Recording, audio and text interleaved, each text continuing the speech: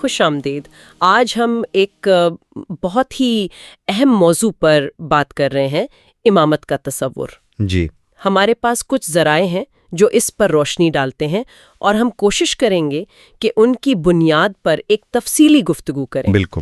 تو گفتگو کا آغاز قرآن کی ایک آیت سے کرتے ہیں، سورہ سجدہ آیت 24، اور ہم نے ان میں سے پیشوا یعنی امام بنائے جو ہمارے حکم سے رہنمائی کرتے تھے جب انہوں نے صبر کیا اور وہ ہماری آیتوں پر یقین رکھتے تھے۔ جی ہاں، یہ آیت خود ہی آپ دیکھیں نا، امامت کی الہی بنیاد کی طرف اشارہ کر رہی ہے۔ صحیح۔ کہ یہ اللہ کا حکم ہے اور رہنماؤں کا تقرر وہ اللہ کی طرف سے ہے، صبر اور یقین جیسی شرائط کے ساتھ۔ ٹھیک، تو آج ہمارا مقصد یہی ہے کہ ان ذرائع کی روشنی میں دیکھیں کہ امامت کا نظریہ کیسے پروان چڑھا، اس کے اصول کیا ہے، اہمیت کیا ہے۔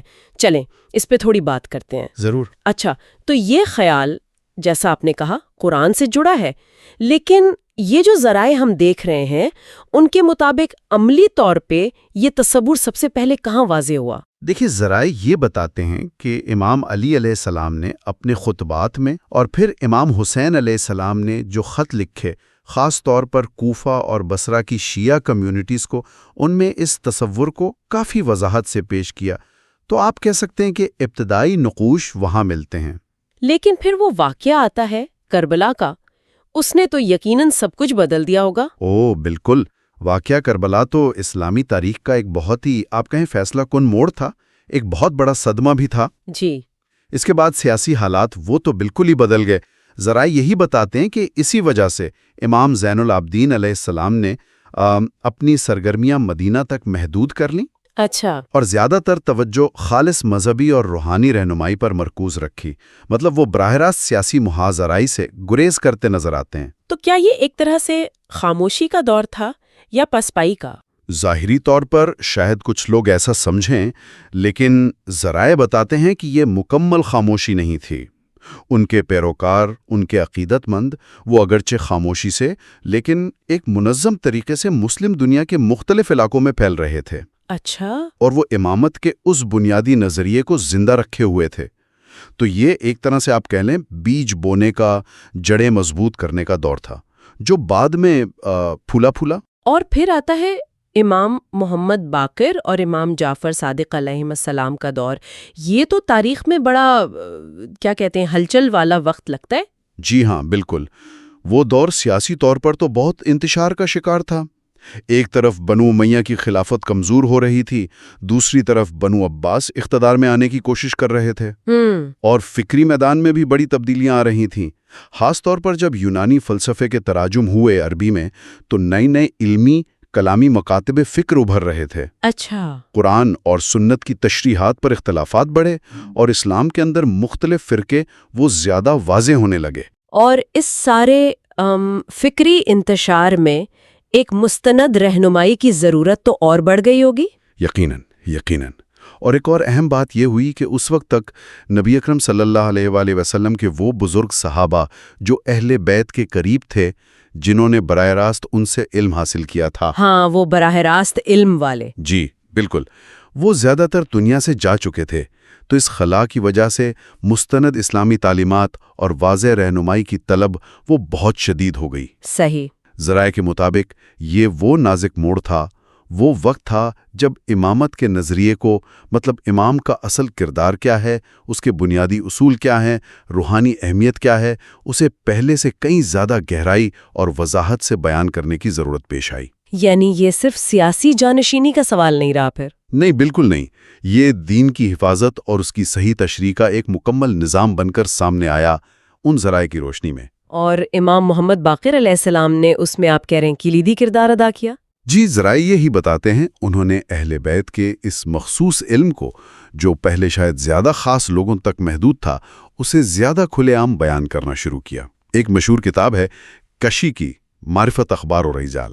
جی سنا ہے۔ اس کے صفحہ 28 پر ایک بہت دلچسپ بات لکھی ہے جو اس تبدیلی کو واضح کرتی ہے۔ وہ کیا ہے؟ ذرا بتائیے گا۔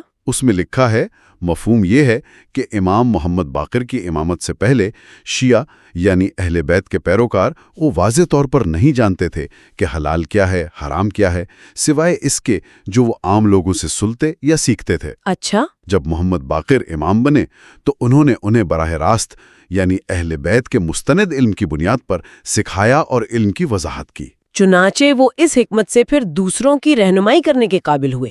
واہ، یہ تو بہت بڑی تبدیلی ہے۔ مطلب عام سنی سنائی باتوں سے نکل کر براہ راست مستند ذریعے سے علم حاصل کرنا شروع۔ بالکل، یہ ایک منظم علمی تحریک کا آغاز تھا۔ وہ جو چھوٹی سی جماعت تھی امام زین العابدین کے دور میں مشکلات کے باوجود بنی تھی، وہ امام محمد باقر علیہ السلام کے دور میں نہ صرف تعداد میں بڑی بلکہ علمی اور نظریاتی طور پر بھی بہت زیادہ مضبوط اور منظم ہو گئی۔ انہوں نے گویا اہل بیت کے علم کے چشمے کو آپ کہہ لیں عوام الناس کے لیے کھول دیا۔ اچھا، تو یہ تو ہوئی تاریخی بات۔ اب آتے ہیں امامت کے ایک بہت ہی بنیادی اصول کی طرف جس کا ذکر ان ذرائع میں بار بار ملتا ہے، نص۔ یہ کیا ہے؟ نص، جی، یہ امامت کے نظریے میں بالکل مرکزی حیثیت رکھتا ہے۔ اس کا سادہ مطلب ہے واضح تقرری یا نامزدگی۔ اچھا، یعنی ایک امام اللہ کے حکم سے اپنے بعد آنے والے امام کو واضح طور پر نامزد کرتا ہے۔ یہ کوئی الیکشن یا لوگوں کی رائے شماری سے طے نہیں ہوتا۔ تو یہ اختیار، یہ وہ جو نور امامت کہتے ہیں، وہ براہ راست منتقل ہوتا ہے؟ جی بالکل، یہ اختیار یا نور ایک امام سے دوسرے امام تک براہ راست منتقل ہوتا ہے۔ یہ مکمل طور پر ایک الہی معاملہ ہے۔ اچھا، یعنی یہ الہی انتخاب ہے؟ جی، ان ذرائع کے مطابق یہ خالصتاً الہی انتخاب اور تقرری کا معاملہ ہے، اور اس اصول پر خاص طور پر امام جعفر صادق علیہ السلام نے بہت زور دیا۔ انہوں نے اس حوالے سے کسی ابہام کی گنجائش نہیں چھوڑی۔ ان کا کوئی قول ہے اس بارے میں؟ جی ہاں، بہار الانوار کا حوالہ ملتا ہے جلد 23 صفحہ 73 پر کہ انہوں نے فرمایا، ہر امام جانتا ہے کہ اس کے بعد کون امام ہوگا اور وہ اسے اپنا جانشین مقرر کرتا ہے۔ اچھا، اور ایک اور جگہ وہیں بہار الانوار میں ہی جلد 23 صفحہ 71 فرمایا، ہم ائمہ میں سے کوئی بھی اس دنیا سے نہیں جاتا جب تک اللہ ہمیں اس شخص کے بارے میں مطلع نہ کر دے جو ہمارا جانشین ہوگا۔ تو اس کا مطلب ہوا کہ ہر امام منصوص ہے، یعنی نامزد شدہ۔ بالکل، منصوص یعنی اللہ کی طرف سے پہلے سے طے شدہ اور پچھلے امام کے ذریعے نامزد کردہ۔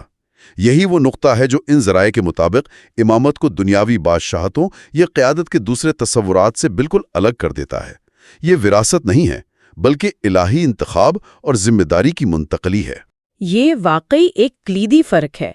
تو نص کا اصول امامت کے تسلسل اور اس کے الہی ہونے کو یقینی بناتا ہے۔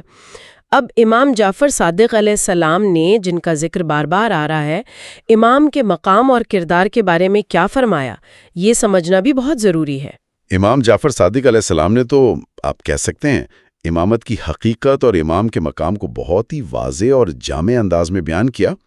انہوں نے بار بار اس بات پر زور دیا کہ امامت خدا اور بنی نوع انسان کے درمیان ایک عہد، ایک پیمان ہے، اور اپنے زمانے کے امام کو پہچاننا ہر مومن کا لازمی مطلق فرض ہے۔ یہ الکافی کا حوالہ ہے، جلد 1 صفحہ 318۔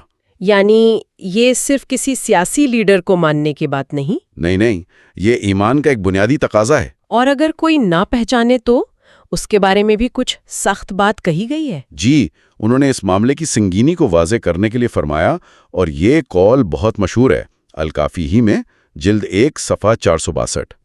جو شخص اپنے زمانے کے امام کو پہچانے بغیر مر جائے وہ جاہلیت یا بعض روایت میں کفر کی موت مرتا ہے۔ اوہ، یہ تو بہت سخت الفاظ ہیں۔ جی، یہ ظاہر کرتے ہیں کہ ان ذرائع کے مطابق امام کی معرفت، اس کو جاننا، پہچاننا اور اس سے وابستہ ہونا نجات کے لیے کتنا ضروری ہے۔ یہ تو بہت اہم نقطہ ہے۔ انہوں نے امام کی حیثیت کو مزید کیسے واضح کیا؟ وہ حجت اللہ کا لفظ بھی استعمال ہوتا ہے نا؟ بالکل، الکافی میں تفصیل سے آیا ہے، جلد 1 صفحہ 214 سے 220 کہ انہوں نے فرمایا، ائمہ زمین پر خدا کی حجت اللہ ہیں۔ حجت کا مطلب ہے دلیل، گواہ یا وہ ہستی جس کے ذریعے اللہ بندوں پر اپنی بات مکمل کرتا ہے۔ ٹھیک ہے۔ پھر فرمایا، ان کے الفاظ خدا کے الفاظ ہیں اور ان کے احکامات خدا کے احکامات ہیں۔ ان کی اطاعت کرنا خدا کی اطاعت کرنا ہے اور ان کی نافرمانی کرنا خدا کی نافرمانی کرنا ہے۔ اللہ اکبر۔ تمام معاملات میں وہ خدا کی طرف سے ہدایت یافتہ ہیں اور مکمل اختیار رکھتے ہیں۔ انہی ائمہ کے لیے خدا نے لوگوں پر اطاعت فرض کی ہے۔ یہ تو بہت ہی بلند مقام بیان کیا جا رہا ہے ان ذرائع میں، یعنی امام کا قول اللہ کا قول، امام کا حکم اللہ کا حکم۔ انہوں نے امام کی مزید صفات بھی بیان کی، مثلا الکافی میں ہی جلد 1 صفحہ 207، زمانہ کا امام لوگوں پر گواہ ہے۔ وہ خدا کا دروازہ باب اللہ ہے، یعنی وہ ذریعہ جس سے خدا تک پہنچا جا سکتا ہے۔ وہ اس کی طرف جانے والا راستہ سبیل ہے اور اس کی طرف لے جانے والا رہنما دلیل ہے۔ سبحان اللہ۔ امام خدا کے علم کا حامل ہوتا ہے، اس کی وحی کی وضاحت کرتا ہے اور خدا کی وحدانیت یعنی توحید کا ستون ہے۔ تو امام صرف ایک سیاسی حاکم نہیں بلکہ روحانی پیشوا، علم الہی کا خزانے دار اور خدا تک رسائی کا ذریعہ ہے۔ اور قرآن کی وہ آیت جو اہل بیت کی پاکیزگی کے بارے میں ہے، سورہ احزاب کی آیت 33، اس کا بھی تعلق جوڑا جاتا ہے؟ جی بالکل، بے شک اللہ تو یہی چاہتا ہے اے رسول کے اہل بیت کہ تم سے ہر قسم کی پلیدی رجس کو دور کر دے اور تمہیں خوب پاک صاف کر دے۔ ان ذرائع کی روح سے شیعہ علماء اسی آیت کو ائمہ اہل بیت کی عصمت یعنی ان کے گناہوں اور غلطیوں سے پاک ہونے کی ایک بڑی دلیل سمجھتے ہیں۔ امام جعفر صادق علیہ السلام نے کچھ مثالیں بھی دی ہیں امام کی اہمیت سمجھانے کے لیے۔ وہ ستاروں اور کشتی والی مثالیں کافی مشہور ہیں۔ ہاں، انہوں نے عام فہم انداز میں سمجھانے کے لیے بہت خوبصورت تشبیہات استعمال کی۔ الکافی میں ہی ہے جلد 1 صفحہ 207 کہ انہوں نے ائمہ کو آسمان کے ستاروں سے تشبیہ دی جو بھٹکے ہوئے مسافروں کو راستہ دکھاتے ہیں۔ اچھا۔ فرمایا وہ یعنی ائمہ اس زمین کے لوگوں کے لیے امان یعنی محافظ ہیں جس طرح ستارے آسمان والوں کے لیے امان ہیں۔ جی۔ اور سب سے مشہور مثال جو آپ نے ذکر کی حضرت نوح کی کشتی کی ہے۔ ان کی مثال حضرت نوح کی کشتی کی سی ہے، جو اس پر سوار ہو گیا وہ نجات پا گیا اور جس نے اس سے منہ موڑا وہ غرق ہو گیا یعنی گمراہ ہو گیا۔ یہ مثالیں تو بہت گہرا مطلب رکھتی ہیں، یعنی امام کی پیروی ہی اصل میں نجات کا راستہ ہے ان تعلیمات کے مطابق۔ بالکل، یہ تشبیہات امام کی مرکزی حیثیت اور ان کی پیروی کی آپ کہیں ناگزیریت کو واضح کرتی ہیں۔ ایک اور بہت اہم تعلیم جو الکافی میں ملتی ہے جلد 1 صفحہ 205، 207، 304، وہ یہ ہے کہ خدا نے پوری دنیا کی روحانی قیادت اماموں کو سونپی ہے۔ پوری دنیا کی؟ جی، زمین کبھی بھی امام یعنی حجت سے خالی نہیں ہو سکتی۔ اگر دنیا میں صرف 2 لوگ بھی باقی رہ جائیں تو ان میں سے ایک امام ہوگا، کیونکہ اس کی رہنمائی ہمیشہ ضروری ہے۔ یعنی امامت کا سلسلہ کبھی منقطع نہیں ہوتا اور ہر زمانے میں ایک الہی رہنما موجود ہوتا ہے۔ یہ تو بہت بڑا دعویٰ ہے۔ جی، یہ امامت کے تصور کا ایک بنیادی ستون ہے، اور اسی بنیاد پر امام جعفر صادق علیہ السلام نے ایک اور بہت اہم کام کیا جس کا ذکر ان ذرائع میں ملتا ہے۔ انہوں نے واضح کیا کہ امامت کا یہ مقدس منصب کس کے لیے مخصوص ہے۔ اچھا، وہ کیا وضاحت تھی؟ انہوں نے پوری صراحت سے بیان کیا کہ امامت صرف اہل بیت کے ان مخصوص افراد کا حق ہے جو نسل در نسل حضرت فاطمہ سلام اللہ علیہا اور امام علی علیہ السلام کے ذریعے نبی اکرم صلی اللہ علیہ وآلہ وسلم سے نسبت رکھتے ہیں، ٹھیک، اور جنہیں پچھلے امام نے نس کے ذریعے نامزد کیا ہو۔ انہوں نے دوسرے دعوے داروں کو مسترد کر دیا۔ مثلاً کن کو؟ مثلاً بنو ہاشم کے دیگر افراد، یا امام علی کی دوسری اولاد سے جو منصوص امام نہ تھے، یا حضرت فاطمہ کی نسل سے ہونے کے دیگر دعوے دار جو منصوص نہ تھے، یا پھر بنو عباس۔ ان سب کے امامت کے دعووں کو انہوں نے رد کر دیا۔ اس کا نتیجہ کیا نکلا پھر؟ اس وضاحت اور حد بندی نے ان ذرائع کے مطابق شیعہ کمیونٹی کو ایک واضح نظریاتی شناخت اور اتحاد بخشا۔ اس سے یہ بات پختہ ہو گئی کہ امامت ایک مخصوص الہی سلسلہ ہے جو نبی اکرم صلی اللہ علیہ وآلہ وسلم کے حقیقی جانشین تک محدود ہے۔ تو اس نے امامت کے اختیار اور تقدس کو مضبوط کیا؟ جی بالکل، مضبوطی سے قائم کیا۔ اچھا، تو اگر ہم ان ساری باتوں کو سمیٹیں جو ان ذرائع سے ہمیں معلوم ہوئیں تو خلاصہ کیا نکلتا ہے؟ خلاصہ دیکھیں، سادہ لفظوں میں یہ ہے کہ ان ذرائع کے مطابق امامت ایک الہی ادارہ ہے، اس کی بنیاد قرآن میں ہے۔ جی، یہ تصور تاریخی طور پر، خاص طور پر کربلا کے بعد کے مشکل حالات میں زیادہ واضح ہوا، اور پھر امام محمد باقر اور خاص طور پر امام جعفر صادق علیہ السلام نے اس کی گہرائیوں، اس کے اصولوں جیسے نص اور امام کے کردار اور مقام کو تفصیل سے بیان کیا۔ ٹھیک۔ بنیادی نقطہ یہ ہے کہ اللہ تعالیٰ انسانیت کی رہنمائی کا سلسلہ کبھی منقطع نہیں کرتا، اور یہ رہنمائی اہل بیت میں سے منتخب اور منصوص ائمہ کے ذریعے جاری رہتی ہے۔ اور امام کو پہچاننا اور اس کی اطاعت کرنا وہ گویا ایمان کا حصہ ہے۔ بالکل۔ ان ذرائع کی روشنی میں امامت صرف کوئی تاریخی بحث یا سیاسی عہدہ نہیں، بلکہ خدا اور انسان کے درمیان ایک گہرا روحانی عہدہ ہے کہ امین ہیں اور زمین پر اس کی حجت ہیں۔ اس بات کی ضمانت سمجھا جاتا ہے کہ الہی ہدایت کا سرچشمہ کبھی خشک نہیں ہوتا، اور مومنین کے لیے نجات کا راستہ ہمیشہ کھلا رہتا ہے۔ جی بالکل۔ یہ تو ایک بہت جامع تصویر کشی ہے امامت کی۔